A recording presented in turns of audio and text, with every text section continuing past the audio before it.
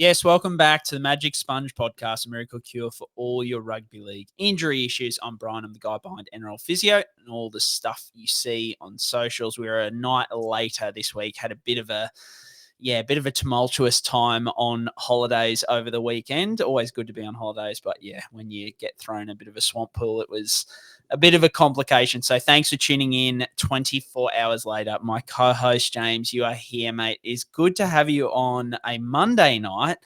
I have to give you and I some props because if we called it, we called it. Like, we'll give each other props for the Finns and the Bronx winning for the first time on the same weekend. So, we're probably both riding on a high there. But we also both talked about on last week's show the stupidity of the high tackle stuff where the NRL had just made a problem by not policing stuff. And you made the great call of, it's going to be Magic Round 2.0.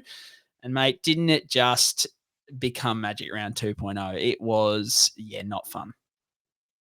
G up is the definition of what happened on the weekend, Brian. And I think to your point, you said, look, if it was just policed normally for the first 3 games, you wouldn't have to have this massive overcorrection. And even still, I think footy's so good because not only does it shoot itself in the foot, it goes to shoot itself in the other foot, but shoots itself in the thigh, the kneecap, and the shin on the way to the foot. You know what I mean? It's not only do we just shoot ourselves in the foot twice, but the collateral is just ridiculous. And honestly, some of the decisions, you just got to shake your head and sort of learn how to grin and bear it. It's not enjoyable to watch. You can get high and mighty about it, but I think the writing was on the wall when they said there was going to be a crackdown. As soon as you hear the term crackdown, it's going to happen. And that's what rugby league loves, Brian. We love a mid-season crackdown for whatever reason. We just get our tits in a tangle about something, and then it's like, oh, we got to penalize this heaps now, and that's just the way it goes. I don't know if any other code does this, but it seems like it's a rugby league favorite from the playbook of rugby league since 1908. It's just like we got to crack down on something. We'll crack down on this, and it's at no benefit to the audience. It's just a bizarre thing that happens from time to time, but it does make it for funny viewing on occasion, depending on which side of the fence you sit from a team perspective. And mate, like you say, it's of no benefit to the audience, and you won't find many people around who are a bigger advocate for player welfare than myself, right? Like I get screamed at all the time online for being too soft on, the game's gone soft, all that kind of stuff. But it's not of benefit to the audience. I would argue it's not of benefit to the players in a way either, going this far, because they say that, and the whole purpose of this stuff is to change behavior, change tackle techniques, all that kind of stuff. And they've said that, if there's direct contact to the head without mitigating factors, we're going to send people with bin. There were so many. I'm like, do you know what the definition of mitigating factors are? Because there were so many over the weekend with mitigating factors. Like guys dropped, guys fell, guys suddenly moved side to side. And I am fine with those just being penalties, especially if their technique isn't too bad, which a few of the guys on the weekend, they were in a pretty good spot, the tacklers, and they still got sent to the bin. I'm like, fair enough. If you're upright and the guy falls and you're going to hit him in the head anyway, even if he didn't fall, yeah, for sure. But there were just so many mitigating factors over the weekend. Massive overcorrection. Yeah, like when someone like myself isn't even for it, I think, you just know that you've lost a lot of people at that point, because I definitely sit down the player safety end of the bell curve. You pass the threshold. You pass Brian's threshold, you're over the threshold. Mate, it's exactly right. So, look, guys, as always, we're on YouTube. Head on over there if you want to see our 2 beautiful mugs. Me in my Finns shirt for the first time this year because we won, so why not? And James in his Sunny Coast Falcons, which I love that each and every week. Get on over there or anywhere you get your pods. Hit us up. You know why you're here. One-stop shop for all things injury analysis in the NRL. We loop everything back to SuperCoach and fantasy, which I think helps a lot of people out there. Doesn't help our teams very much at times, James, but we try our very best. Let's get into the injury wrap for this week, which is brought to you by Pain Pod, drug-free pain relief anyone can use. I don't know exactly what he's done. I would have thought it was an ankle, but I'm just guessing. He shouldn't be out for a long period of time. I mean, I'm no doctor. We have to wait for the scans, obviously, but that'd be more positive than negative. All right, Brian, let's wrap up round 5. Again, we're going to start with the HIAs as we usually do. So the names on the list tonight, Will Warbrick, Brendan Piakura, Jack Cole, Latu Fainu, and James Schiller.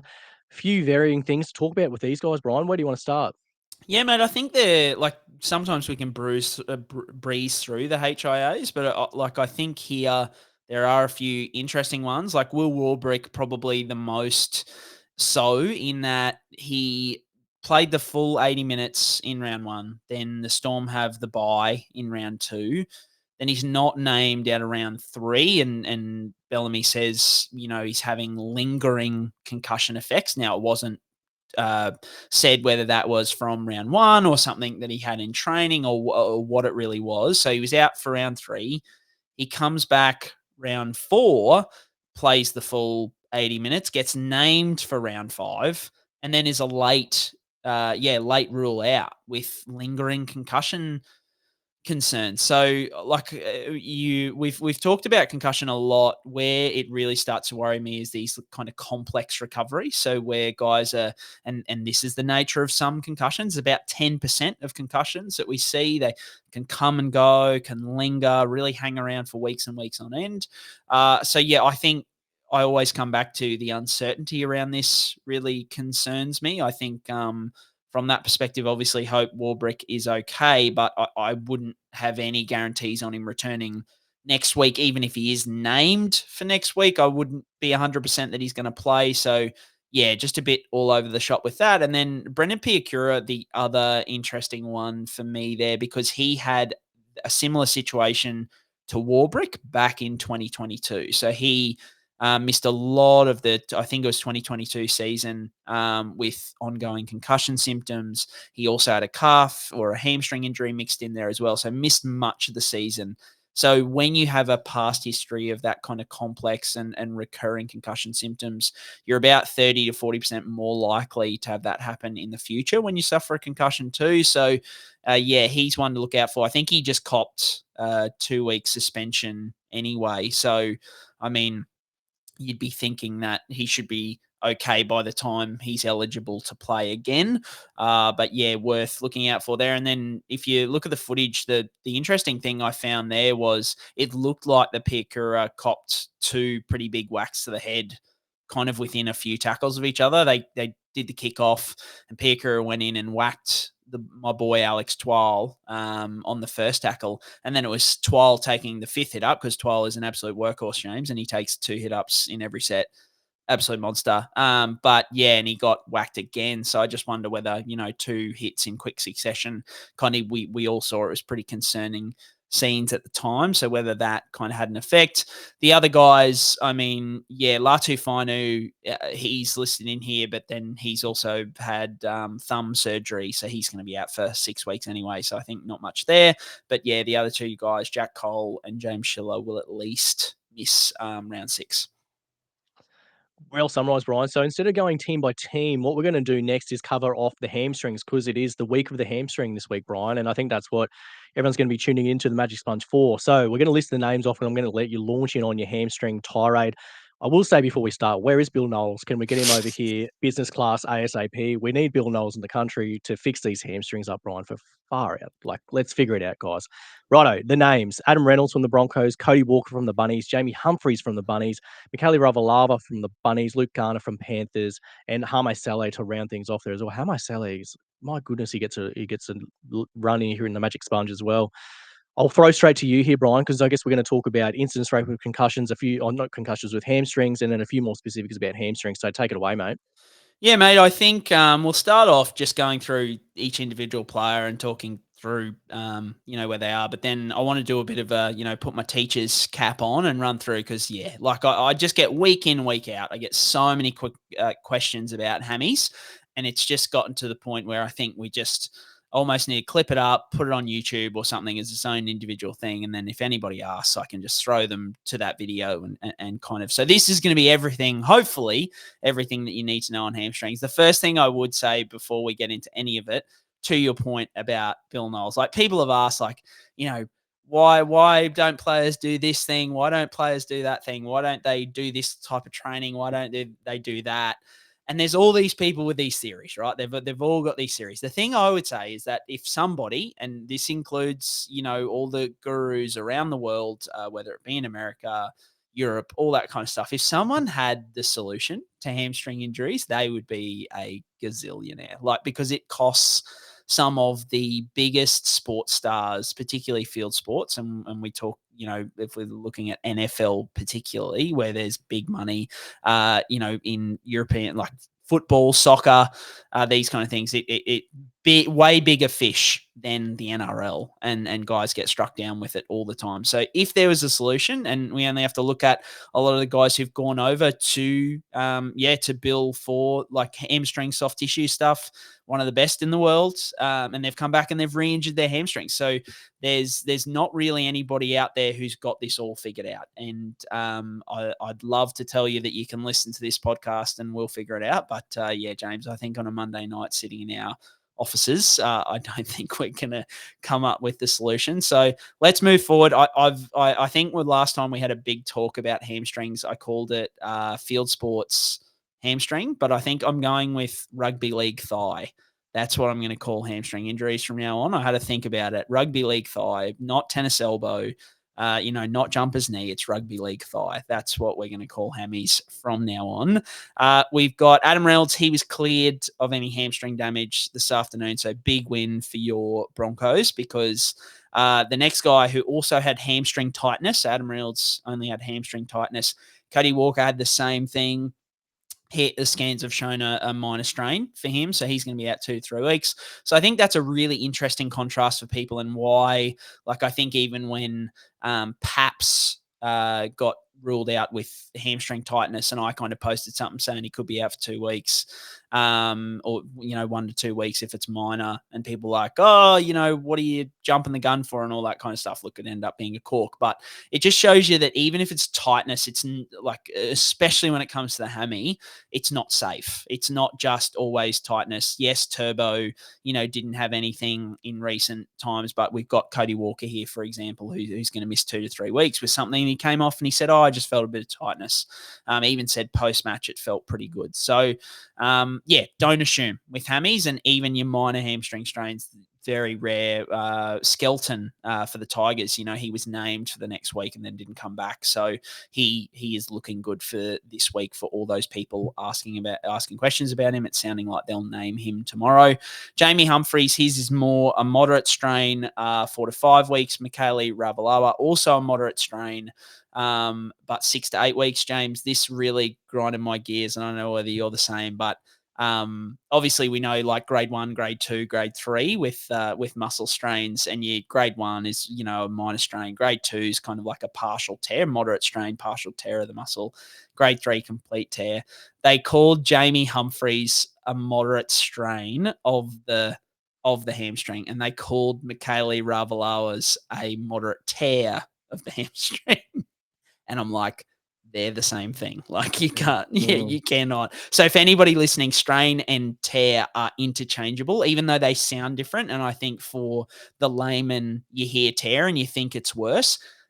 And in rugby league circles, they are sometimes used, but it's more used to be like, oh, it's only a strain, it's a grade 1 injury, or it's a tear, it's a grade 2 plus, not like talking about 2 grade 2 injuries and calling one a strain and one a tear. That's just not. Just to jump in there, Brien, like for the punters at home, you might have been familiar with like a broken arm versus a fractured arm. They're basically the same thing. They're sort of just, one's a little bit more outdated than the other. So you think about, sort of a partial tear and a strain. It's very similar to like thinking about like a fracture versus a break in someone's arm, for example, or leg or whatever, something like that. Sorry, mate, keep going. Yeah, no, that's exactly right. So all the same thing. Luke Garner, no announcement yet, but he did kind of stay on for a little bit. So I'd be hoping kind of minor grade for him.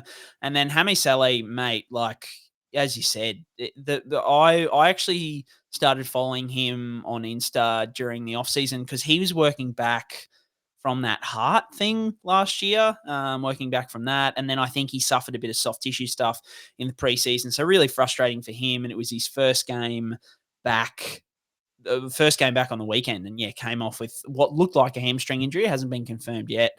But I mean, just thoughts go out to him because like the number of hamstring calf concerns that he's had over the time, just insanity. So let's do a quick hit on hammies. I've got a few notes here to try and answer it. I know most of our questions later in the show about hamstrings, but I'm going to give a quick rundown on hamstring injuries, try and hit all the major points that I get asked questions time and time again hopefully this answers everything you need to know about hamstring injuries. If not, yeah, send me a DM and we'll try and cover it. But I think this should cover you. So hamstrings, outside of concussion, it is the most common injury in the NRL. So right across, whether it be in-game or training. 80% of them occur non-contact while running. So your sprinting strains, they are like the ones that we see week in and week out. We occasionally do see the other type, which is a stretch strain. So if you remember back, Latrell Mitchell had that really bad one where he was in goal, someone fell on his leg, and suddenly, almost like, if you stretch your hamstrings, lie on your back, and you get someone to stretch your hamstrings, it's usually someone getting forcibly put into that position. The other one where we've seen it a bit is those they call wishbone tackles, James, where the leg is lifted. That's another one where you can get that stretch strain as well. They are more contact related, and they tend to take longer to recover from. So those stretch strains, as we saw with Latrell, took months and months. So there are 3 hamstring muscles in the back of your thigh. The most commonly injured is the biceps femoris, which is the one on the outer side of the thigh. I know that sounds a bit nerdy, but I had heaps of questions about it, so I'm going to include it. You've got tendons, which the hamstring tendons attach the hamstring muscle to the bone at the pelvis and then the bone at the knee. So the tendon is the part that attaches the muscle to the bone. If you have a tear in the tendons, it is a longer recovery generally due to limited blood supply and slower healing rates. There's also big forces going through a smaller cross-sectional area. So tendons are quite thin, ropey structures, whereas muscles are big, thick, big cross-sectional area. So the force is just more spread. So anything, if you hear tendon injury, you're automatically thinking longer. Re-injury rate, this is what we always talk about. It's about 30% in the NRL. The risk is the highest in the first 2 weeks back at about 10 to 12%. So it means 1 in 10 guys who suffer a hamstring injury then will re-injure it in the first 2 weeks back. About 50% of the recurrences occur in the first 2 months back and 75% by 6 months. So it means that if guys get past 6 months post hamstring injury, they're only about, it's a lot. The risk is significantly reduced by that point.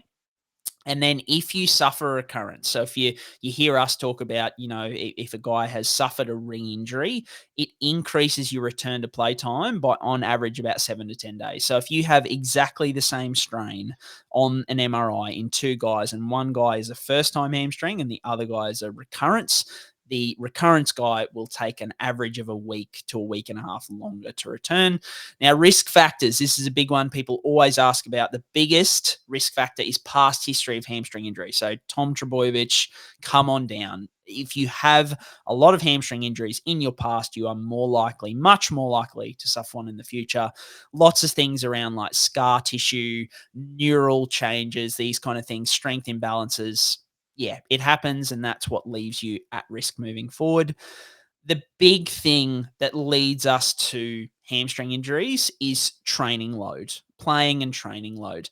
Now, when I say playing and training load, I don't just mean overload. I also mean underload as well. So it means if you aren't prepared for a game or for preseason or whatever, for a training session, if you haven't got the load into you and your body isn't ready for that, hamstring injuries can come from that, but it also can be overload. And I think particularly at the professional level, overload is more common because they have more game time, more short turnarounds. They've got big preseasons, all those kind of things. So underload is much more common in the people that we see week in and week out, James, where, might be couch potatoes who've decided to take up, weekend soccer, and they go out in the first weekend, they blow their hammy. And it's because they're underloaded. They're not ready for that load. Whereas in professional athletes, definitely overload is more common. If we get real nerdy, you want your hamstrings to be long and strong. We want a lot of things in our lives to be long and strong, James, but we definitely want our hamstrings to be long and strong is the biggest thing. So they talk about like the fascicle length of the hamstrings. In other words, the fiber length of the hamstrings. You want to get them nice and long, and you obviously want your hamstring to be strong, but not only strong as it gets longer. Imbalances between the two legs. So if you've got one leg stronger than the other, trunk and hip strength weaknesses can lead to hamstring injuries. Past history of ACL injury to the same side. Now, this is a big one where if you have an ACL injury to the same side, they'll often take your hamstring like tendon to reconstruct that ACL. So you almost like you've had a grade 3 hamstring tear to that side. So that's why it increases you there. Travel is a big one. So this is backed up in like, I think much more in the sports where international travel and like long haul travel is quite common. It shows that hamstring injuries are much more common in players who have had more travel in recent times. So we talk about Latrell Mitchell. I think we spoke about him having to fly to Perth and these kind of things. It's just in prep, lots of long haul travel, sitting for long periods. It can really affect your muscles and your preparation, all those kind of things. Playing surface also definitely contributes to. So wet and the slippery surfaces, and we've spoken about that before, it increases the load on your muscles as you're out there on the field. So if I over exaggerate it, it's like you're trying to run in quicksand. That's like going, really over exaggerating it with these, wet, slippery surfaces. Like your dry, firm surfaces, you've got more explosive forces. So you tend to get like the more high force injuries like ACL injuries, syndesmosis injuries, those kind of things. Interestingly, as I was looking up a few things for this, artificial turf, which is, the hardest, firmest surface you can get, which has the highest risk of ACL injuries, it actually has a lower risk of lower limb soft tissue strains. So hamstring strains in particular, than on grass. So if you want to avoid hammies, you actually go play on artificial turf. Now, in terms of time of the game, the most common time in the NRL is the back end of the first half, but it's pretty evenly spread across the game. I had a few people asking, when does it happen? Is there one particular time? Now, this is probably the big one for people, is that people have asked about the rule changes. 6 again. Has that caused a massive spike in hammies? Now, NRL specific rule changes, 6 again came in 2020. Now, I only have stats specifically from 2019 through to now. So in 2019, there were 26 hamstring injuries suffered in NRL games. In 2020, there was 17. Now, remember, 2020 reduced rounds, so a bit less. 2021, there were 25. 2022, there were 24. 2023, there were 21. So no increase in those years with the 6 again coming in. Now, I will say this is back on me with my laziness / lack of time, but I have all the injuries listed. I just haven't collated them into specific numbers from last year beyond the 11th of May. Funnily enough, James, my birthday was on the 12th of May, so I reckon I must have got to my birthday last year and just given up with a lot of things, because I think that is what has happened here. But by the 11th of May last year, there were already 17 hamstring injuries in games. So you're only, around 10, and you've had 17 injuries, whereas the average is around 24, 25. So there's a red hot chance that last year it was increased. And now this year, there has already been 11 in game so far. So in, 5 rounds? 5 rounds were 11 in. So overall, you could say per round is definitely increased, because if you time, we're 5 rounds in, there's 27 rounds. Even if you said you multiplied it by 5, let's say, 5 into 27, let's go by 5. You're talking 50 hamstring injuries. Now, it is more common for hamstring injuries to happen earlier in the year rather than later in the year. I think mainly because of that build-up of load and trying to work out, where you stand in there is my theory, but it hasn't really been proven as yet. But it definitely is more common for hamstring injuries to happen earlier in the year. So what I would say is that hamstring injuries do seem to be a little bit elevated so far this year, but I think you probably need to wait till mid-season before you really start to make too much about it. Because, we are still earlier in the year. 5 games is a very small sample size. I'll have to go back, get off my ass, and check last year and see how many there were in games. But, I know we've got a couple more questions around like training types and different things. But yeah, I think overall, hopefully that answers a few things. The only other big topic I think I got was people being like, are we, pushing guys too much and all that kind of thing? And I'll answer that in more detail in a question later. But I think overall, I'd just point to the fact that this is professional sport. Like, they are going to try and get maximum performance out of these guys. The answer to it would be making guys slower, making them not as strong, which would affect their performance. They wouldn't be as good at footy. So professional sports, by and large, and particularly rugby and rugby league, professional games have higher injury rates than amateur, right? And that is pretty common across most, like, around the world, rugby competitions. But that's unfortunately the cost of seeking excellence, right? I don't know, James, I'm sure you kind of agree with me here that when you want the maximum amount of these guys, you want the premiership at the end of the year, it's trying to find that balance between how much can we get, how much juice can we squeeze out of this guys? Because teams don't want their players broken. They don't want them broken at all, because if they're broken, they're not there to win them the comps. And I assume, that they do have their well-being in mind as well. But yeah, like, I think that's the answer to that, is that yes, with increasing performance, there's increasing forces on these guys' bodies. So it does come with higher injury rates. But yeah, it's part of the sport. James, big long rant. Have I missed anything? Is there anything you'd like to add? I know we can probably just, breeze past it now, but yeah, anything there that you picked up on?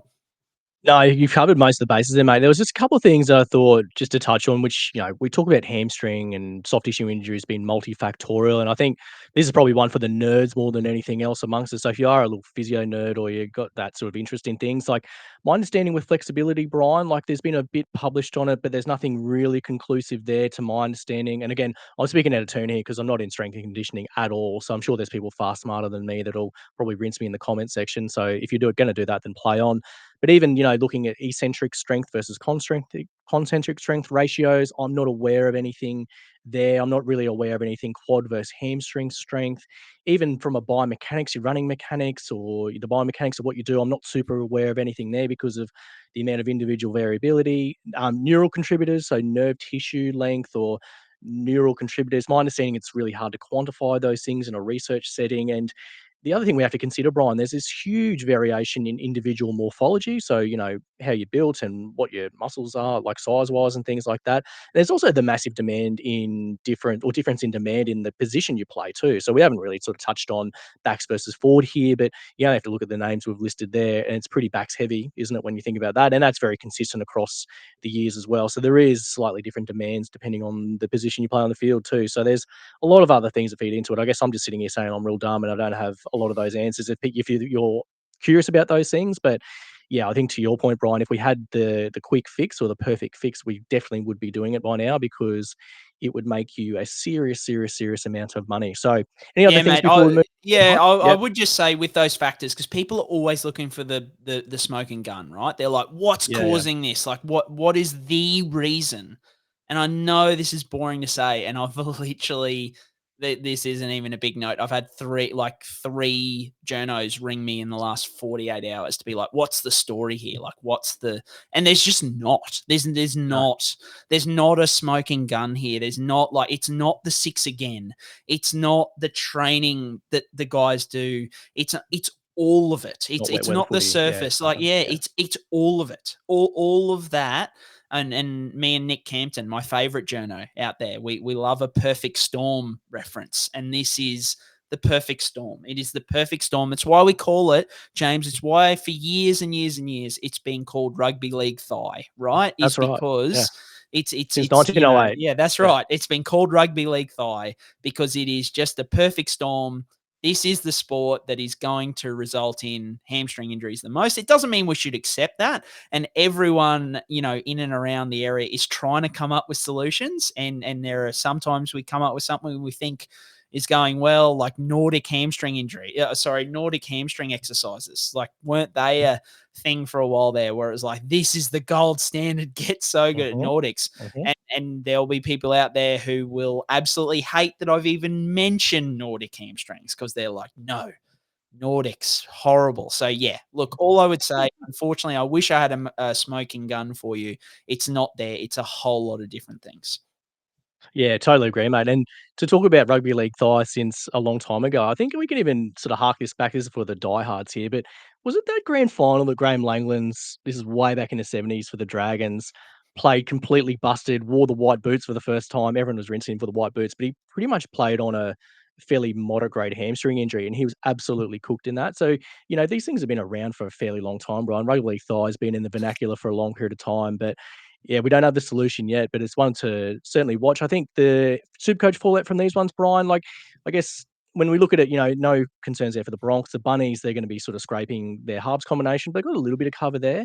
I guess Hame Sele, that probably opens the door to like a Dylan Egan, who's going to be popular this week on the cheapy side, because I guess he might have been someone that the Dragons might have found a place for the bench, but that might sort of stitch up Egan there in a decent role for a bottom basement price second row forward. So that'd be the only other thing I'd say for Don't the touch hamstring Latrell, guys. I think, because it looks like he's going to be named in the halves. I just don't think, I Yeah, think he was on 20 and odds before travel. that last Yeah. pass on the Well, weekend. he So, he maxed it at 40 odd anyway, didn't he? So it's not yeah. really like he blitzed it regardless from a Supercoach point of view. I mean, Yeah. like, vibes, very good. Like, eye test, very good. Supercoach, not big scores, but you better believe I'm gonna be sniffing around getting Latrell on my team, Brian, for the vibes, that's for sure. Righto, we'll move on. So Raiders vs Sharks was the next game on the list here, Brian. Albert Hopoate, ACL injury last week. That's awful news for Albert Hopoate, given he's had an ACL injury previously.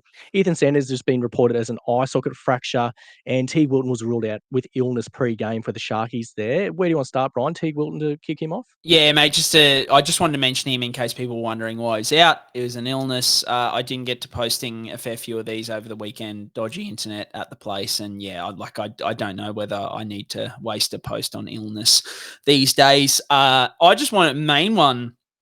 Ethan Sanders will miss 6 or 7 weeks with the eye socket fracture. But the main one, we just want to shout out Albert Hopoate, mate. Like, he had back-to-back ACL injuries in, I think it was 2018, 2019, just before COVID. So came back in I think 20s or SG ball or something like that. And it was like his third or fourth game back, did the same ACL again. And he was just like, I'm sure you remember, like, he was the next big thing, right? 118s, Like, holy hell. mate, Oh. like he was just going to be like it was like, you all know Will Hopoate, Albert's 10 times better. And so everyone was just like, I cannot wait for Albert to come through. And so to have back-to-back ACLs as a young bloke to come back, and it took him a long time to come back because it kind of, leaked into COVID and then coming through there. But like, I thought he became a really, really good NRL player, particularly the last couple of years. As much as we were big on Savelio, Tamale leading into the year, I thought Albert could easily have been starting on many wing spots in the NRL and many teams. And just devastating. It's his other knee this time that he suffered the ACL injury on. So his good knee in inverted commas. So yeah, I think just, massive shout out to him. I hope he's going all right mentally, and hopefully he gets through it and we see him back bigger and better. Like, next year probably won't be back to his best till the year after, but yeah, just a big shout out to him. Yeah, totally agree, Brian. Panthers vs Cowboys was next. Cowboys are the boil over here. Who tipped them to get over the Panthers? Honestly, they're a team I cannot quite figure out. So from the game, Mitch Kenny's been reported as a shoulder injury. A bit of a concerning mechanism for that one, Brian. And given he had the taping on it pre-game as well or in-game, we might be a little bit suspicious about what's going on there. And then the other one was Reuben Cotter, just a right up until game time rule out with illness as well. So not too much else to add for Reuben Cotter, but Mitch Kenny's probably the one to speak to, isn't it?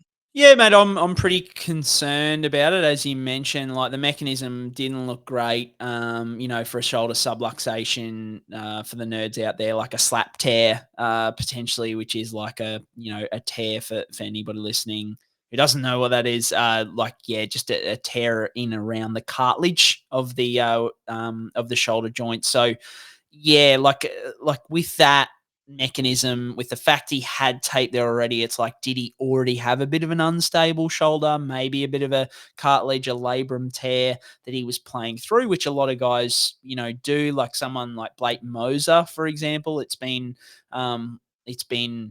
reported that he suffered an issue in the preseason, had 6 weeks off and has come back now. Is it something that Mitch Kenny has suffered in training in preseason, and it's just like, oh, I'll try and delay surgery till later in the year. So he's going to need to get scans, and then we'll find out what's going on. The options are more than likely, like, as we've seen from him so far, and this is where it becomes really difficult to give you guys much, but it comes down to the variability of this, in that I would not be surprised at any of these options. Either A, he's named and he just plays through it with risk.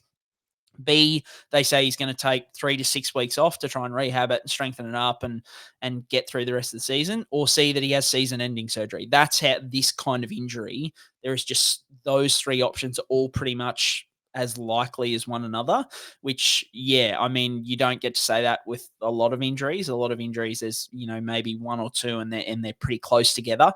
Whereas here it's like, well, he could be back next week or he could be season over. So that's a really, really tough one. Hopefully it's good news for the Panthers, because I think he's a really, really important part of their side this year, particularly with a bit of a rough start. So, yeah, I mean, does that I'm not the best with the backup hooker options at the Panthers. James, have you got any insight there for me? You sort of just read my mind there, Brian. I thought when you're listening ABC, I was just going to throw in option D. They play a bench hooker. It might be time for Sonny Luke to come out of hibernation. Of course, for Sonny Supercoach Luke, enthusiasts. the infamous. He's one of your favourites, mate. You had him on your team for a whole year. I did, Was it 2022 or something like that? You loved having him in your Oh, team. boy. He was great for you as a AE nightmare. It was I can't believe you forgot about him. So that's the only other option, I guess. If you see the bench makeup of the Panthers and see a Sonny Luke lurking around there, you might be a little bit more suspicious about the status of Mitch Kenny and the shoulder there. Would be the only other takeaway. All good, mate. So Rabbitohs versus Roosters we'll move on to for the next game. We talked about the 3 bunnies earlier with the hamstring concerns, but for the Roosters, so Mark Nwanga-Nitawase was ruled out pre-game with calf tightness, I believe, Brian. I didn't call that a strain to my understanding. And then Lindsay Collins has been diagnosed with a sort of a moderate grade MCL injury. He'll be missing a few weeks, won't he, Brian? Yeah, mate. Poor old Lindsay. It really, I think we spoke about off air, it really brings his origin availability into question, because 6 weeks, it's bang on, what's that, round 11, 12. And I think that's kind of when the origin buy is as well. So, I mean, yeah, that's going to be an interesting one. Moderate grade, you're usually looking at 4 to 6 weeks, and then high grade, you're usually looking at like 6 to 8 to 10 weeks. So it's right on that border of, is it a high grade that they're hoping to rush him back from? Is it a moderate grade that they've kind of given a conservative time frame for? The Roosters in their special, they didn't say what type of, what severity the injury was. They just said 6 weeks. So yeah, not much there, unfortunately, for us. But yeah, look, I think SuperCoach wise, yeah, it probably Naf White for me. I'm happy to keep rolling with him. I'll quickly say on Nwanga-Nitawase, I'm not too concerned about that. He had cramping in the preseason. He's probably still just getting used to week in, week out NRL football. Apparently he's going to be named on the wing this week to replace Dom Young, which is a bit of a surprising one. Yeah, I read today. So, so here, the Savala, I think, is going to replace Townsend, and then Nwanga-Nitawase is on the wing to replace Dom Young, with Billy Smith, friend of the show, Billy Smith, retaining his spot in the centres. But yeah, from a Lindsay Collins standpoint, because I think that's probably the big one, James, mate, it probably keeps me on Naf White, and does it entice you a little bit on our boy on the edge, Siwa Wong? Yeah, it's in the combo massively. I think if there's an absolute smoky, it might be one Wong might make my team right. I think, Brian, if I was going to say that and use that terrible dad joke for people Yeah, playing at home there. But two Wongs don't make a white. yeah, that's right. A Naf White. So yeah, we might be in play there just for the jokes on their own, because they write themselves at this point, Brian. That's an absolute belter. So I do like the play. 119 with a try assist in there is no joke for Siwa Wong. And, maybe we're just a year too early with him. Maybe we were a year too early on Adam Dewey. Maybe we were a year too early on Siwa Wong. Maybe that's what we need Mate, to go back to the well. I dropped Siwa Wong in a dynasty league after week 1. Fantastic. Good. And I held him all last year and all the year before. And who'd you drop him for? Oh, I don't even want to know. Like, I haven't gone back. I know. Yeah, I do want to know because it'd be pretty funny, but probably traumatic for you, but funny for everyone else playing at home. Eels versus Dragons was next here, Brian. So Joey Lussick's been ruled out with a thumb injury. That sounds like fracture and possibly surgery there, extended absence. Yeah, mate, 6 to 8 weeks. So just worth mentioning for those Riley Smith owners like myself. Yeah, you're going to have a good look at him. Yeah, Riley Smith could really come up Millhouse in the next little bit. So that's going to be a really interesting watch. Titans versus Dolphins next. So just briefly, Jojo Fifita was ruled out pre-game with a cork injury. Nothing else to touch on there, I don't think, Brian. No, mate, no. He should, I assume if it's just a cork, he should be back next week. Broncos versus Titans was next then. So Samuela Fainu was ruled out pre-game with a leg injury. I don't have any more detail on that, unfortunately, Brian. Jarome Luai was described as a shoulder injury. No detail on this either. The Tigers have had this one under lock and key. And then the other one worth mentioning is Josh Rogers injured his leg in Queensland Cup. Looks like a sort of severe high ankle injury, I think there, Brian, is what's been reported. Do you have any more details to shed some light here? Yeah, so initially that's what I thought. I had 2 messages, and it's always, you never know with DMs, but apparently it was just a really bad leg laceration. So he had a really bad cut in his leg, like down to the bone. So yeah, like the video wasn't fantastic on it, to be honest. It did look like a bit of a hip droppy kind of tackle, which is why I kind of thought, significant knee or significant ankle with him being carted off. But a laceration would also make sense. So yeah, I guess I was a bit disappointed that the Bronx, they put out their injury report today on Reynolds and Piakura, and they didn't mention him, which was disappointing because it's one of those things again for teams like, you would be shocked, and I assume people aren't messaging official team accounts for this kind of thing. I don't know, maybe they are, but they're messaging me. Like the number of people, I would have had probably 20 messages about Josh Rogers over the weekend. Like, and I'm just a dude. Like like for me to get something like that. So people care, I think. So teams like, just know that people care about your players. And it's not all to do with like SuperCoach and fantasy. Like I know people have a really dim view of SuperCoach and fantasy sometimes, particularly in around team setups. But like Josh Rogers isn't a SuperCoach / fantasy concern. It's just people care about these guys. They do. So yeah, hopefully we get an update on him. Jarome Luai, he's another one in the Mitch Kenny mold, mate. Like I went back and looked at that mechanism, and it was not a good mechanism. Like it was when one of the players scored a try and Luai's shoulder got caught kind of up above his head. And yeah, like really, really worrisome for shoulder instability. He has had a Latagé shoulder reconstruction. It's the same shoulder that he had from a couple of years ago. That type of shoulder reconstruction really locks that shoulder down really tight. So we're hoping that is held together. The recurrence rate on Latagés is like 2 to 5%. So God, you'd hope Luai's not one of those. Apparently, there's been no reports on the scan results, just that he's fine to go this week and he will be named. But yeah, it's a situation to watch because I wonder whether there is a little bit of instability there that they're kind of pushing him through. And then Fainu, there's been no information from the Tigers. The Tigers have been pretty lock and key this season with their injury info. So we still don't know anything more than last week, where I think it was mentioned something about a kneecap issue. So is it like a, niggling instability issue? Unfortunately, not much more to go off. All right, well, so we're going to keep an eye on the Tigers there, Brian. But given the leaks that were coming from all different angles in the years gone by, I can understand them having everything under lock and key and compared to years gone by. Manly versus the Storm. So Ryan Pappenhausen, as we mentioned earlier, was just a cork, so shouldn't be any concerns there. Jason Saab with the ankle injury is probably a bit more concerning though, Brian. Yeah, mate. I think perhaps it was initially hamstring tightness was reported from the sideline, but obviously came back. Perhaps clarified in the post-match it was just a cork, so no concerns with the cork for any Ryan Pappenhausen owners a la me. No real concerns. Jason Saab with the ankle, it was a bit of a concerning mechanism. They said post-match they were hopeful it was minor, but yeah, you just never know with those high ankles, as we've spoken about in the past. They can seem all right, and then you scan them and, we need surgery. So it's his other ankle to the ankle that he had surgery on last year, which actually kind of in a weird way makes me more worried, because when it's the ankle that they've had these syndesmosis repair surgeries on, they can kind of cop a nasty mechanism, but that tightrope is really quite strong, and it just stirs up a whole bunch of scar tissue. It gets really sore, really inflamed, but then they're back like within a week or two.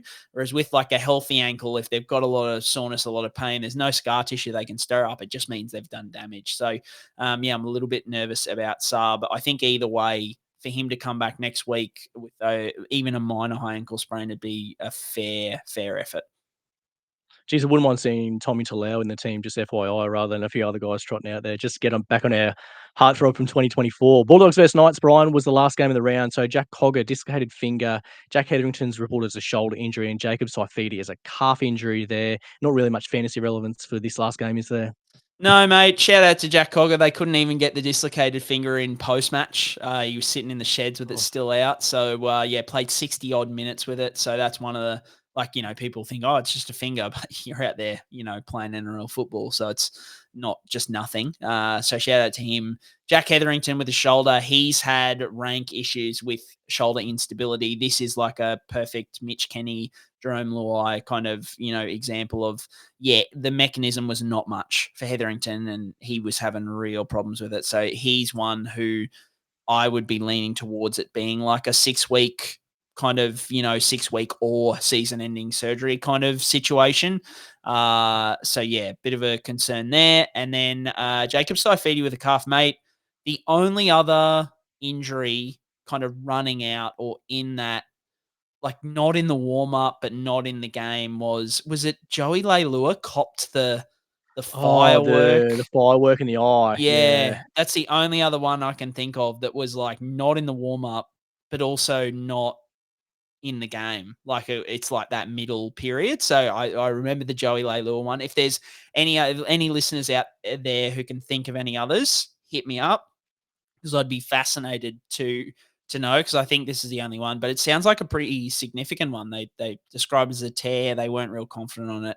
So it sounds like he won't be back. And then worth mentioning for those who are asking about Dylan Lucas, Adam O'Brien said initially when it happened, it was going to be 6 weeks. And then the internet / my DMs have been going mental about, no, he's going to be back earlier than expected, I think Bradman Best was on Matty Johns a week or two ago and said, oh, hopefully we get Dill back next week. And everyone just took that as gospel. But Adam O'Brien was specifically asked about Dylan Lucas in the presser after the game last night. And he said, we definitely will not have Lucas back. And I found that quite telling in that he was discussing Dylan Lucas and Tyson Gamble at the same time, because the question was like, are Lucas and Gamble going to be back next week?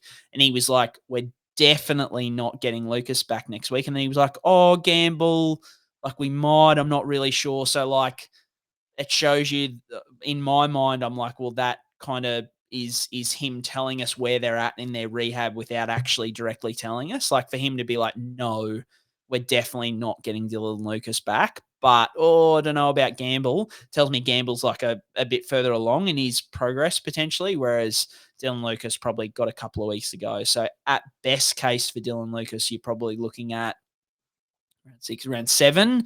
But I think the initial kind of estimate was around 9. So Tom Kant, how are you feeling about him as a buy, mate? Like Kai Pearce-Paul is back this week. Back from suspension, yeah. Yeah, so that's probably a really interesting one for listeners, I think, and something we can provide to them.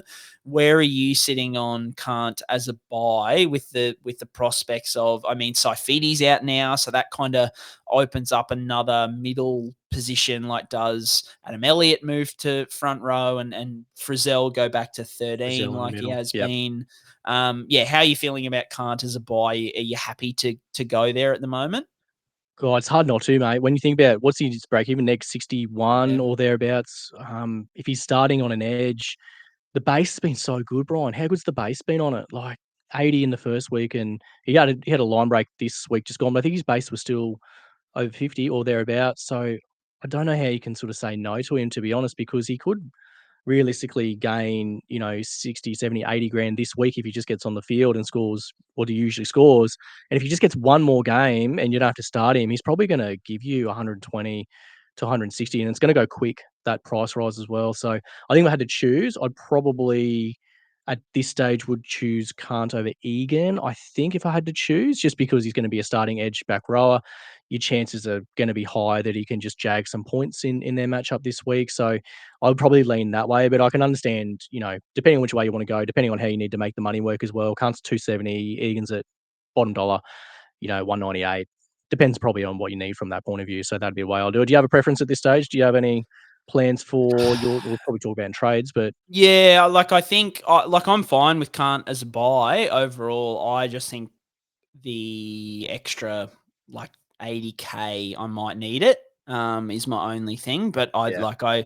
I think if you don't need that, or say you're going to boost this week and say go down to an Egan and a Kant to go up like extra big. I don't hate that because No. I think eye test wise, like Kant has looked so good. I totally agree. can't see him getting dropped. I think he's been fantastic.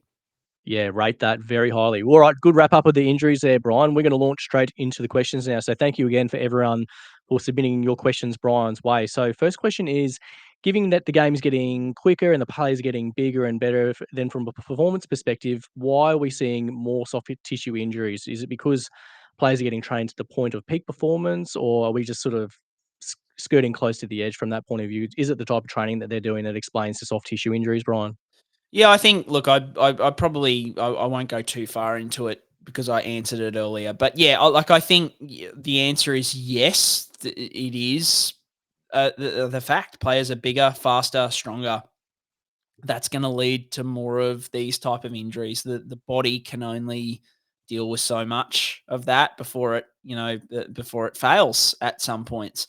And where it's often going to fail is rugby league thigh, mate. It's the muscle that cops a lot of that brunt. So my answer is yes, that's part of it. But the sacrifice is like, let's say one team went, right, we're not going to train the way that we've trained. We're not going to push players to the limit. We're not going to try and get peak performance. We're not going to make players bigger and better, bigger, faster, stronger. They're going to come last.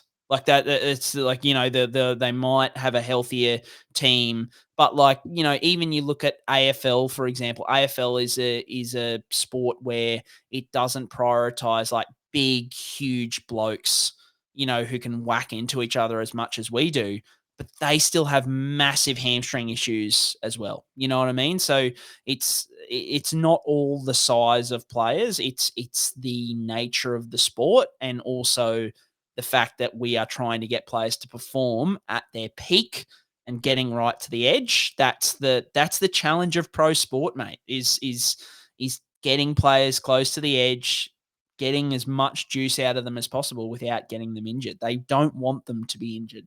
So yeah, it's definitely contributing. But yeah, I don't think I don't think the answer is changing things because, yeah, as I said, you look at other sports where players are different sizes, different makeups. When it's a field sport, it still has huge hamstring injury incidents. Yeah, I'll doubt anything, to be honest, Brian. You'd summarize all the key points there. We'll go to question 2. Is there a correlation in soft tissue injuries after playing a game the week before or in heavy conditions the week of?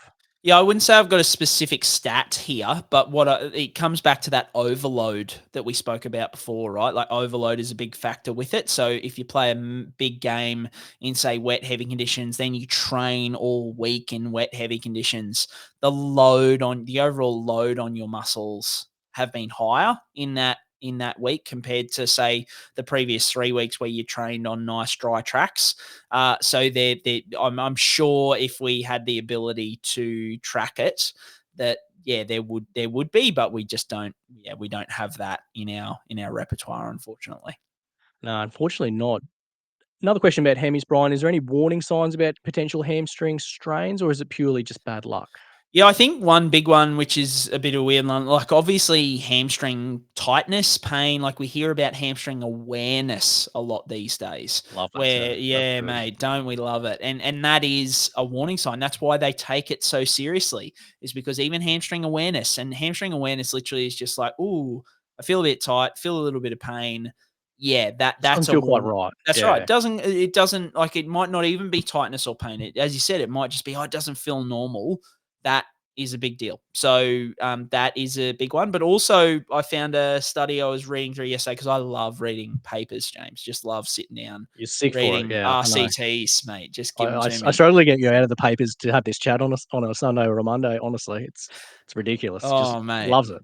But I read a good study that spoke about groin pain being quite closely linked to risk of hamstring strains. Like it was kind of a warning sign, a big warning sign. So yeah, there you go. Groin pain. That was one I didn't know that was specifically linked to hamstring strain risk moving forward. But yeah, the most obvious one is hamstring awareness, which a lot of people make jokes about. But the truth behind it is a huge warning sign to hamstring strain risk. Yeah, nice ones. I don't have any others to add on apart from that, Brian. So yeah, good shout on the groin tightness one. That's good intel. Has the six again rule made the game too fast, and are more players getting injured as a result of the rule change? So we're going back to injuries here in the six agains. Yeah, look, I think once again, I probably should have taken this one out of because I think we answered it earlier that probably not because the years after that 2020 to 2023, there were no real increases. The last 2 years seem to be a bit increased, but that doesn't correlate with, any rule changes that I'm aware of. I don't know if there was any changes brought in at the start of 2024 that I'm forgetting. And once again, if I am, hit me in the DMs. But yeah, it seems like 2024, there's been a bit of an uptick. But the one thing, and I think we spoke about it last year, the one thing, and once again, no smoking gun, but it has been super wet. I remember it was super wet at the start of last season and really, really wet at the start of this season too. So is that a factor? But yeah, no, I don't think the six again has made the game too fast because the numbers just didn't show it. Like overall, that's with hamstring injuries, but also overall injury rates, they haven't increased since the six again has come in drastically compared to like 17, 18, 19. With six again, I think the shot clock came in at the same time for scrums and dropouts. So I guess the league's always looking to keep how do we get ball and play more? The 20 tap that's taken quickly now from set restarts and things like that. So maybe there's a little bit of an argument for, the overall ball and play is just a bit higher. Potentially, there's not as many stoppages, which I think from a viewing point of view is very, very good. But yeah, I don't think there's anything in sort of more recent times, Brian. Like the only thing in my head is, maybe there were some younger players that didn't get as much, professional sort of training levels in the COVID years, maybe. So maybe there's a proportion of players, potentially, this is just me spitting a conspiracy theory here, that just hadn't had as much strength and conditioning as some of those other more senior players that have been through, 4 or 5 off seasons, that have had strength and conditioning into them for many, many years. Maybe there was just a snapshot of players that are probably just catching up from that a little bit. But again, that's tinfoil stuff and totally unquantifiable. So probably just leave that in the bin if you want to leave that perspective in the bin if you want to. Next question, Brian. Have you heard the theory that lighter footy boots are causing more injuries? If they are, what are your thoughts on that? Mate, it's definitely is the thing. Like I think the thing with lighter, it's not just lighter boots, it's lighter, grippier boots. So the grip on boots is better now than ever before, and it comes back to that performance thing, right? The lighter the boots are, the grippier they are, the quicker we can run, the quicker we can change direction, the more force goes through the body, right? Because we're changing direction at quicker paces than ever before. I mean, for all those guys who used to play in the 70s, 80s, and all that kind of stuff, I know the game was tough back then. I know you guys were the best of the best of your time back then. But yeah, guys are just ridiculous these days. Like they're turning way quicker. They're running quicker. They're doing everything quicker, more powerful. It just is. So yeah, with that comes once again, especially those more explosive injuries like ACL injuries, fractures, these kind of things. Yeah. So yes, it does, but it's all about that balance between performance and injury risk. Nice summary, Brian. Lucky last question. I don't know who submitted this via the DMs. We'll go there anyway. This is about Gympie icon Lockie Keefe. Can we get some justice for Lockie Keefe, famously from the GWS Giants? So we're going cross codes here, Brien, but good friend of yourselves from the Gympie region. What's the justice about Lockie Keefe about? I'm not up to speed here. Sorry, I'm not up to speed with the AFL happenings. Mate, all I'll say is a lot of questions go through the keeper from, when I put the post out there. Unfortunately, we can't sit here for 3 hours every weekend and answer them all. But any question about Lockie Keefe will get answered on this podcast. So that's a Brian Sini guarantee is, the big man, Gympie's finest export. It's pretty close between him and Tino. But, the big Keefe, he kicked one of the all-time greatest game winners a few weeks ago. I'm sure there's plenty of AFL fans listening who would agree with me that it's like, one of the best of all time, like across the entire history of the game. Just took the mark, went back, in my head, it was like 60, 70 meters out. He's hoofed it on square, the, I think. And like time ticking down, the sirens going as he's kicked it through, won the game for GWS. And now here we are 2 weeks down the track and he's been dropped, mate, back to Rezzies. Like, he loves a good match payment, Keefe, like, good matchy, and he wouldn't be getting any matchies at the moment after kicking the game winner. So, yeah, I'm calling out to the head honchos at GWS, like, get the man back in there. If you want some Queensland spirit in your side, I think GWS won by like 100 on the weekend. So, like, you could argue that maybe they know what they're doing, but all I would say is that when the chips were down, who won you the game? And that was El Keefe, mate. He might not be needed for the 100-point wins, but he's needed for those close games. So, yeah, just get him in there. The big man, love to see it. And, I'll always answer a question on Keefe, mate, because he's a good mate of both of ours. And, love the guy. And I'm sure I'll clip this up and send it to him so he can send me some free GWS merch moving forward will be the main thing. James, we will go to SuperCoach Corner. I will tell you, I was just looking it up as we were talking. So I dropped Siwa Wong not after round one. I dropped him before the draft. So the draft I dropped because I had a full roster and I could drop up to 3 players. My team was that good. I decided he was the only one I could drop. Now, I will tell you that I held on to guys like Toby Sexton over him, which has not gone all that well. But I dropped him, and you're going to love this. I drafted, with my one draft pick in that draft, I drafted Carl Oluwapu. Yes. Because there were the rumors that he was going to sign for the Finns, and I was like, I can't. I should have dropped Toby Sexton. Don't get me wrong. Brian, just think about it this way. It hasn't been a bad pick yet. It's still TBC on Carl Oluwapu. Maybe there's light at the end of the tunnel. I don't know. We haven't heard anything for weeks. I don't know what's going on, but that's really good. That's really good. Yeah. So Carl is gonna, he better do something because at the moment, I'm very much regretting. Well, tough scenes, Brian. I'm not regretting Carl. I'm happy to hold on to him, but like someone like Toby Sexton, like what were you doing, Brian? Like, come on. Mate, tell me about how did your SuperCoach team go this week and what are your plans? Are you thinking about a 4th boost in a row, mate? Well, to sum up how my team's going, like really bad. Just about as good as your story in your 5-8 spot. I might just pick Oluwapu on the boost this week just to round it out. Maybe just sharing the misery together. So this round just gone. So 1090 was my score. Grim everywhere.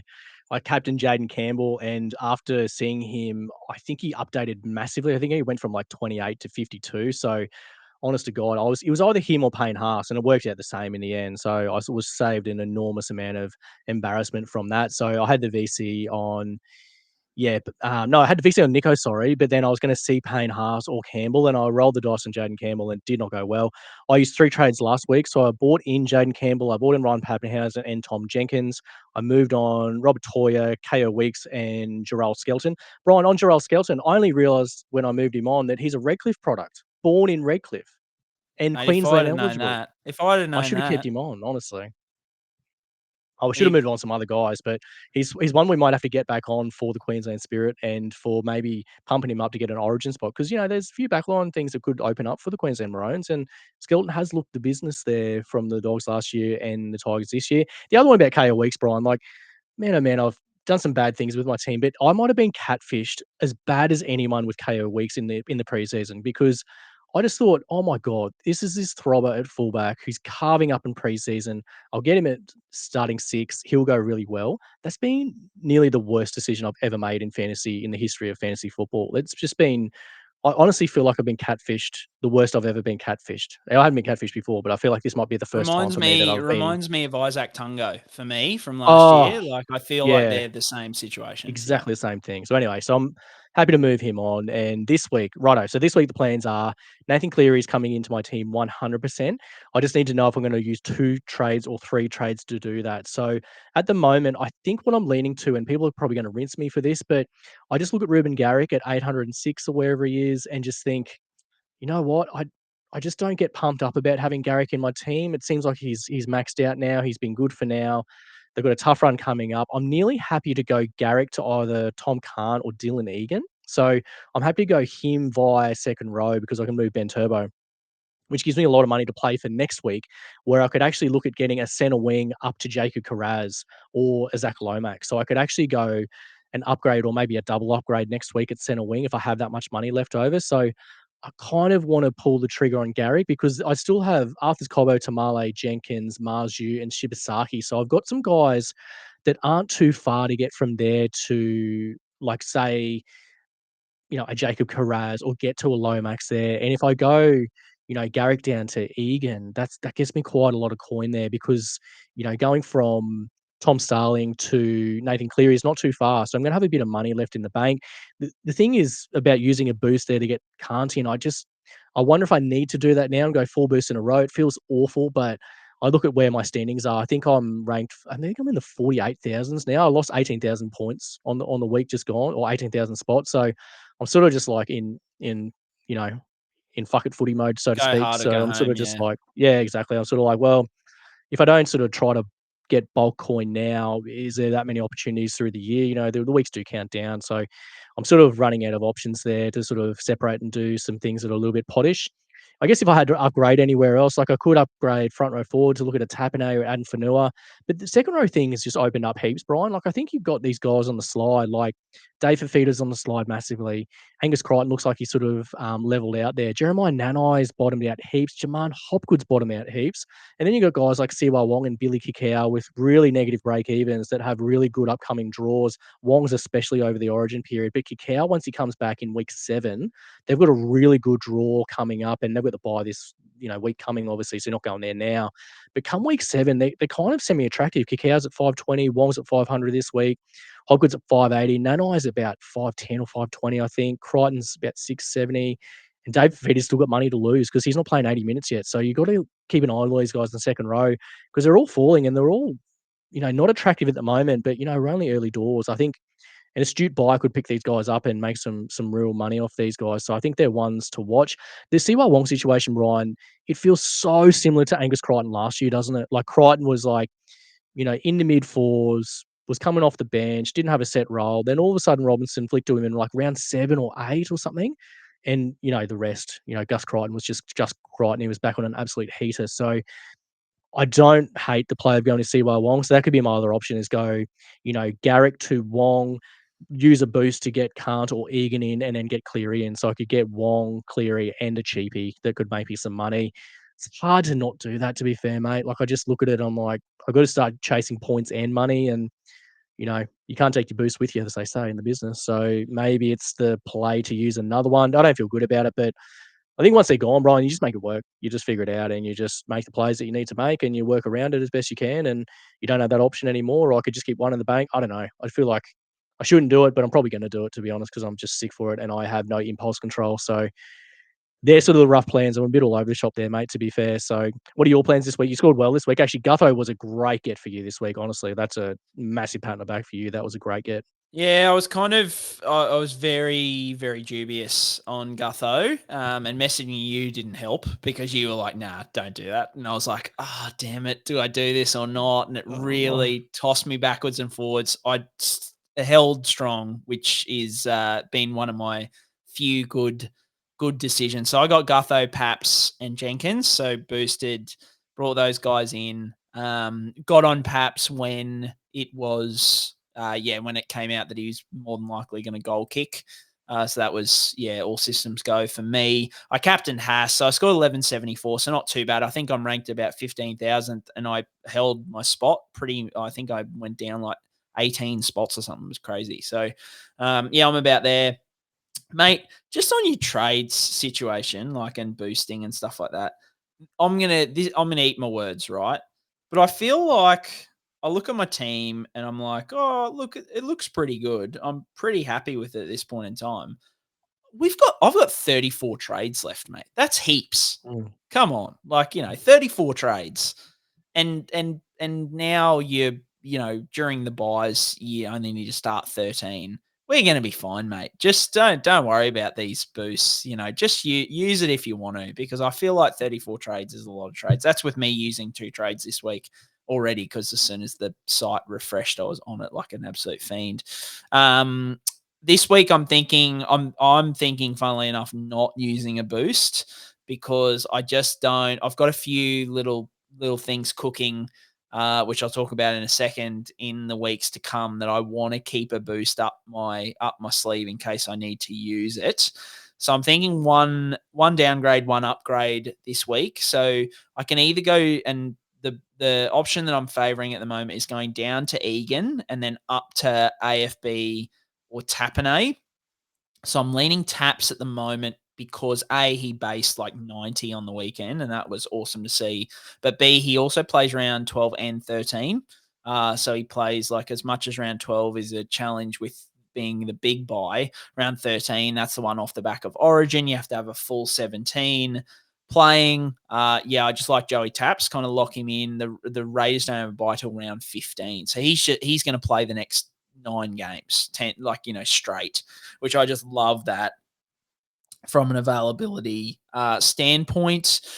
I could also, instead of going down to Egan, I could go down to Kant or Katoga, the guy from the Eels, and then up to a Siwa Wong or a Sako. I love the Wong play, mate. I've just rinsed myself for doing one of the dumbest fucking things ever and dropping him in a dynasty league where I held him for 2 years because I believed in him. But I love the play. Literally my only hesitation. Well, A, Victor Radley coming back kind of complicate things a bit. But B, and leaning into your wheelhouse of put the tinfoil hat on, mate. I just can't trust Robbo.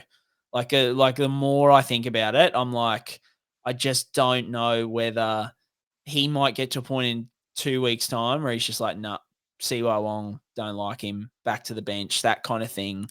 Look, Wong will have made you coin by then, so I don't think it's I think even if you bring him in, you're going to get 120K out of him in the next 2 weeks. And then, even if he's back on the bench, you can then trade him out. But the other thing about the Roosters is they not only play every big buy round, shout out to Maxi Bryden in the SC playbook. He posted in there today, and I might be getting this wrong, but it was I'm pretty sure the Roosters play every buy round and every mini buy round as well. So they play the Origin weeks, but then also the backing up from Origin weeks, which look like they're going to be, probably the bigger challenge because you've got to find 17 players for those weeks rather than 13 players on the bye week. So, or the big bye weeks, I should say. So, I'm leaning down to Egan, up to Taps at this point in time. The reason that I want to hold a boost, mate, it took one game. I said fade our boy Jacob Kiraz in the off season for the reasons of I wasn't sure that he was going to start round 1. And I was a bit nervous about him returning to performance off the back of a chronic issue. The Dogs have got the bye this week.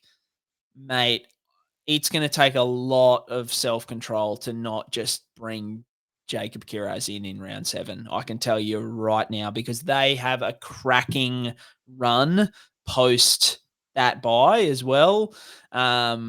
yeah, he looked the business on the weekend. Popping 5 effective offloads, tackle breaks, runs. I think he had 30 points in runs, 61. Just no attacking stats. Just no, whatever. Sign me up for Jacob Kiraz. I think he's coming in. Lomax is the other one. He's back out on the wing, but I feel like everyone's going to jump on him. Hopefully, Kiraz won't be as loved. So I'm hoping he can be a bit of a pod. Yeah, I'm just all about him. We love him. He's a darling of the Magic Sponge. The first real big injury by the year that I got right. So I'm happy to go back there again. So yeah, I'm thinking that. And then just in the back of my mind, I'm aiming for fullbacks over Origin to be Teddy and Drinky. I think they're kind of my fullbacks that I want to get to at some point. And then I really want Dylan Lucas when he's back, because I've kind of looked at I went through the app and did the buys and who's playing what buys today. And in CTW, I think Lucas is a head and shoulders. Like if he comes back and is starting on an edge, I really want to bring him in at some point. But yeah, mate, how do you feel about my Kiraz love? Do you think he is a good option in round 7? Absolutely rate it. So we're going to go through the draw, Brian. So, excuse me. Bunnies, Broncos, Titans, Raiders, Roosters, Dolphins, round 13 bye. It's a really good draw. And I think the best thing about Curaz and the Bulldogs is they're the best defensive team and he never plays them. How good's that? Like it's the old, you get Cam Smith and Billy Slater in your teams. You don't have to play the Storm from back in the day, or you take the Panthers boys for that reason. There's really no bad matchups in that next, 1, 2, 3, 4, 5, 6 games after the bye. He's priced at 700, so you do have to get there to get him, but he's not sort of out of reach expensive. I think he could be a really good point of difference. He was a point of difference all of last season, and he was absolutely carving. So, I don't think it takes him to get across the line once or twice, and you're looking at 90s or 100s. He just gives you that massive, massive ceiling, 5 offloads, tackle breaks, bulk hit-ups, playing on the wing. There's not much not to like about Jacob Kiraz. He's one of the favourites of the Sponge, so it's a pretty good point. That's why I'm sort of tempted to boost this week, get bulk coin. Then I can bring him in next week, Brian. It's hard to say no to that. I really want to bring him in and drink water not long after as well, to your point as well. But I think the Cows have the round 7 bye, I think. So they're more of like a round 8 target. So, yeah, there's a couple there that are probably up in lights for the pre-origin period, which I think would be really nice. And Karaz and Drinkwater are definitely ones. I've pumped up Drinkwater all season on the Sponge, and I haven't got him in yet, but he's got to be someone we get in ASAP after that first bye round for the Cows. Mate, if Gamut Shibasaki could just put up a cracking score for me this week, maybe even just like a 50 with a -2 break even, I reckon I can do it. Maybe even in 2 trades. I'd have to abandon my boy Adam Dewey, but I feel like it's okay abandoning one of my children. It's a fair trade. It's yeah, Lebanese for Lebanese. You're all good. You're sticking within the country as well. Yeah, it's great. so I feel like that would be culture. the only way I can jump off Adam Dewey and not feel too guilty about it, is if I jump on Kiraz. So that's what I'm aiming for. I think if Shib can get up, I don't know if there's any cheapy options is the only thing at CTW, but I would be tempted Like to DeGroot's just there this week, but he hasn't sort of scored very well at fullback for the Titans. But I also don't think his break even is that crazy either. So I don't think it is either. I think it's like 20 or 30 or something. That's what I mean. Like I could go not down guaranteed to make much. I could go down to the Groot, who might only be like 230K or something, and then so that'll earn me like 200 grand, and then I can just go. Shibasaki's just got to do something, and then I'll be laughing. So that could be the option. Tell you what, if Shibasaki does something, you have to carve in a goatee like everyone else on social media, Brian. Everyone's talking up the goats because Shibasaki's got one of the cleanest goatees in the business. So you might be wearing one on the Sponge in a week's time. Mate. Who knows? It's funny how like with SuperCoach, and I know you're the same. Like you just get this idea in your head, and you're like, that's happening now. Like that's gospel truth. And that's where I'm at with this move with Kiraz at the moment. I'm like, if I come to next week, there's going to have to be a lot of things happen between now and next week for me to not, and I'm sure now 4 of my players will get injured next week and I'll be fucked and I can't do anything. But I really want to bring Kiraz in. That's my big aim. Maybe I just go, I wear Garrick this week and then like whatever price drop he has and just go Garrick straight down to Kiraz. That's the other option I can do as well. So because the other thing is like Kiraz has only played 1 game. So you could wait a week if you needed to, if you're really stuck. Like you lose out on the vibes enormously there. So I don't rate that. But if you're not going to get hurt price wise either which way. So that's the other thing to consider. I mean, I hate that idea because it means you 1 less week with an absolute throbber. You got to get a throbber in when you can get one in, Brien. Yeah, 100%. I mean, I think the Bunnies are the first one. They've been pretty good in a lot of ways, the last few weeks. But yeah, I've just got in my head. I can't get Jacob Kiraz off my mind, mate. I'll happily front up to that. All right, guys, that is the show for this week. If you like the pod, give us a review, recommend to a friend. If you want to put rugby league thigh into your vernacular, I think that would be a smart thing to do, to just get that rolling so we all know what we're dealing with. But James, look, I'm happy. The Finns have won. Kiraz is coming in my team soon. Rugby league's in a good spot in my household. So I hope you have a good week. And we'll be back to Sunday night next week. And hopefully we're both sitting here discussing bringing in the man Jacob Kiraz. Hopefully I can use my final boost to make that happen as well, Brien. I'll have no boost left by round 7. So play on for me, but play on to rugby league, Brien. See you next Sunday. Oh, I love it, guys. And as always, up the mighty, mighty Redcliffe Dolphins. Suspected broken left